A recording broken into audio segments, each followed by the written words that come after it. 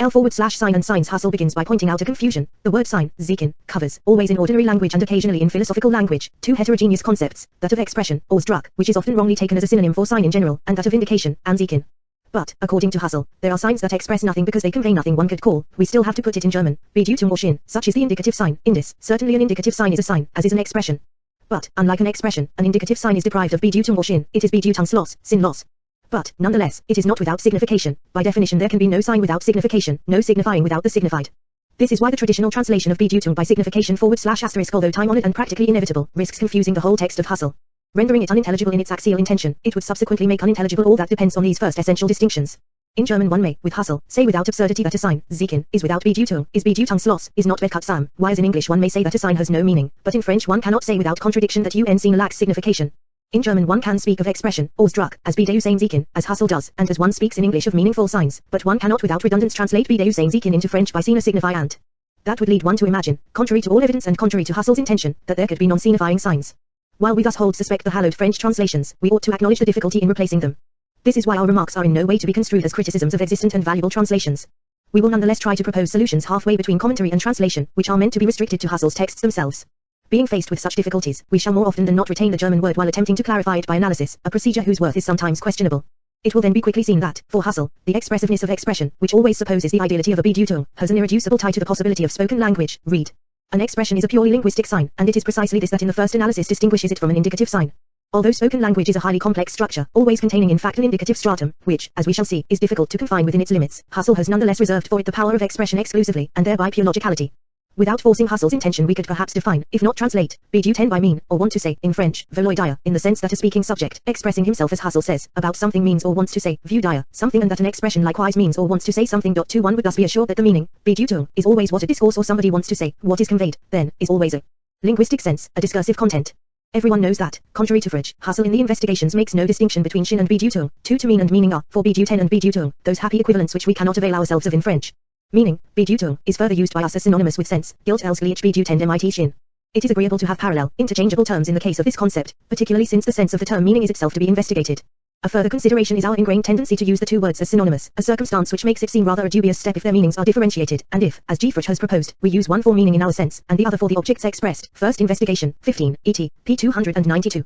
In Ideas I, the dissociation which occurs between the two notions does not at all have the same function as for Frege, and this confirms our reading. Meaning is reserved for the content in the ideal sense of verbal expression, spoken language, while sense, Sinn, covers the whole noematic sphere right down to its non-expressive stratum. Let us start from the familiar distinction between the sensory, the so to speak bodily aspect of expression, and its non-sensory mental aspect. There is no need for us to enter more closely into the discussion of the first aspect, nor upon the way of uniting the two aspects, though we clearly have tied headings here indicated for phenomenological problems that are not unimportant. We, however, are exclusively concerned with the to mean or Bedeuten and the meaning, Bedeutung. Originally, these words relate only to the sphere of speech, sprachliche sphere, that of expressing, des Ausdruckens. But it is almost inevitable, and at the same time an important step for knowledge, to extend the meaning of these words, and to modify them suitably so that they may be applied in a certain way to the whole noetico-noematic sphere, to all acts, therefore, whether these are interwoven, verflochten, with expressive acts or not. With this in view we ourselves, when referring to any intentional experiences, have spoken all along of sense, Sinn, a word which is generally used as an equivalent for meaning, Bedeutung.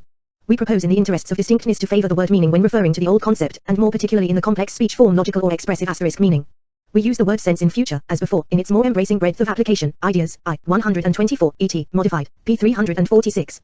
And after having, in a passage to which we will have to return, affirmed that there was, notably in perception, a pre-expressive stratum of lived experience or sense, since this stratum of sense was always able to receive expression and meaning, Husserl stipulates that logical meaning, Bedeutung, is an expression, ibid. The difference between indication and expression very quickly appears in the course of the description to be a difference more functional than substantial. Indication and expression are functions or signifying relations, not terms. One and the same phenomenon may be apprehended as an expression or as an indication, a discursive or non-discursive sign depending on the intentional experience, vercu intentionel, which animates it. This functional character of the description immediately presents us with the full extent of the difficulty and brings us to the center of the problem. Two functions may be interwoven or entangled in the same concatenation of signs, the same signification. Husserl speaks first of an addition or juxtaposition of function, signs in the sense of indications, Anzeichen, notes, marks, etc. do not express anything, unless they happen to fulfill a meaning as well as, neben, alongside. The italics are Husserl's, an indicative function. But several lines further he speaks of an intimate involvement, an entanglement, Verpflichtung. This word will often reappear at decisive moments, and this is not fortuitous. In the very first paragraph he says, meaning, Bedeuten, in communicative speech, in Mitteilende Rede, is always interwoven, verflochten, with such an indicative relation. *WC know already in fact that the discursive sign, and consequently the meaning, is always involved, always caught up in an indicative system. Caught up is the same as contaminated. Husserl wants to grasp the expressive and logical purity of meaning as the possibility of logos. In fact and always, a lit verflochten ist, to the extent to which the meaning is taken up in communicative speech. To be sure, as we shall see, communication itself is for Husserl a stratum extrinsic to expression. But each time an expression is in fact produced, it communicates, even if it is not exhausted in that communicative role, or even if this role is simply associated with it. We will have to clarify the modalities of this interweaving. But it is already evident that this de facto necessity of entanglement, intimately associating expression and indication, must not, according to Husserl, cut off the possibility of a rigorous distinction of essence. This possibility is purely de jure and phenomenological. The whole analysis will thus advance in this separation between de facto and de jure, existence and essence, reality and intentional function. Skipping over many mediations and inverting the apparent order, we would be tempted to say that this separation, which defines the very space of phenomenology, does not exist prior to the question of language, nor does it enter into it, so to speak, as into an already bounded domain or as one problem among others. It is discovered only in and through the possibility of language. And its de jure import, the right to a distinction between fact and intention, depends entirely on language and, in language, on the validity of the radical distinction between indication and expression. We return to the text. Every expression would thus be caught up, despite itself, in an indicative process. But the reverse, Husserl recognizes, is not true. One might well be tempted, then, to make the expressive sign a species of the genus indication. Asterisk in this case, we would have to say in the end that the spoken word, whatever dignity or originality we still accorded it, is but a form of gesture. In its essential core, then, and not only by what Husserl considers its accidents, its physical side, its communicative function, it would belong to the general system of signification and would not surpass it. The general system of signification then would be coextensive with the system of indication. This is just what Husserl contests. To do so, he must demonstrate that expression is not a species of indication. While all expressions are mixed with indication, the converse is not true. If, as one unwillingly does, one limits oneself to expressions employed in living discourse, the notion of an indication seems to apply more widely than that of an expression, but this does not mean that its content is the genus of which an expression is the species. To mean, Biju 10, is not a particular way of being a sign, Zieken Zains, in the sense of indicating, Anzeige, something. It has a narrow application only because meaning, in communicative speech, is always bound up, verflochten, with such an indicative relation, Anzieken Zain, and this in its turn leads to a wider concept, since meaning is also capable of occurring without such a connection. First investigation, I.E.T., p. 269. In order to show the breakup of the genus-species relation, we would have to find a phenomenological situation in which expression is no longer caught up in this entanglement, no longer intertwined with the indication.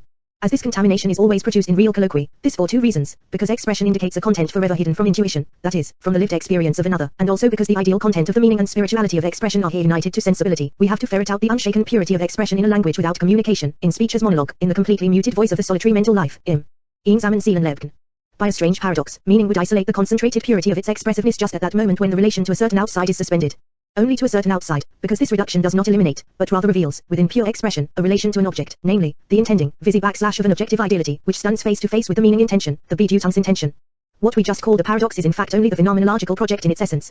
Beyond the opposition of idealism and realism, subjectivism and objectivism etc., transcendental phenomenological idealism answers to the necessity of describing the objectivity of the object, Gegenstand, and the presence of the present, Gegenwart, and objectivity in presence, from the standpoint of interiority or rather from a self-proximity, a knownness, Eigenheit, which is not a simple inside but rather the intimate possibility of a relation to a beyond and to an outside in. General. This is why the essence of intentional consciousness will only be revealed, for example, in Ideas J. 49, in the reduction of the totality of the existing world in general. This movement is already adumbrated in the first investigation with regard to expression and meaning as a relation to objects. Expressions function meaningfully, Bedeutung's intention, even in solitary mental life, where they no longer serve to indicate anything. The two notions of sign do not therefore really stand in the relation of more extensive genus to narrower species. 1. E.T. Modified, p. 269. Before opening the field of this solitary mental life in order to apprehend the nature of expression in it, we must first determine and reduce the domain of indication. Husserl begins with this. But before following him in this analysis, let us pause for a moment. The moves we have just been commenting upon are subject to two possible readings. On the one hand, Husserl seems to repress, with dogmatic haste, a question concerning the structure of the sign in general. By proposing from the start a radical dissociation between the two heterogeneous kinds of sign, between indication and expression, he has not asked what is meant by a sign in general. The concept of a sign in general, which he has to use to start with, and in which he must recognize a core of sense, can receive its unity only from an essence. It can only be ordered according to such. The latter must be recognized in an essential structure of experience and within a familiar horizon. In order to understand the word sign at the opening of the problem, we must already have a pre-comprehension of the essence, the function, or essential structure of the sign in general. Only later on will we be able eventually to distinguish between sign as indication and sign as expression, even if these two kinds of sign are not ordered according to relations of genus and species. According to a distinction of Husserl's, compare 13, we can say that the category of sign in general if not a genus but a form. What then is a sign in general? We do not propose to answer this question here for various reasons. We only wish to suggest in what sense Husserl may seem to evade it. Every sign is a sign for something about something, virtuous. These are the words Husserl first uses to immediately introduce the following dissociation, but not every sign has a meaning / a sense that the sign expresses / this would suppose we implicitly knew what being for means, in the sense of being in the place of. We have to understand and acquaint ourselves with this structure of substitution or reference so that the heterogeneity between the indicative reference and the expressive reference could then become intelligible, indeed demonstrable, if for no other reason than that their relationship, as Husserl understands it, might become clear to us. Husserl will demonstrate a little further on, 8, that the expressive reference, Hinzulenken, Hinzeigen, is not the indicative reference, Anzeigen. But no basic question is raised as to the sense of the Zeigen in general, which points to the invisible and may then be modified into Hinzeigen or Anzeigen.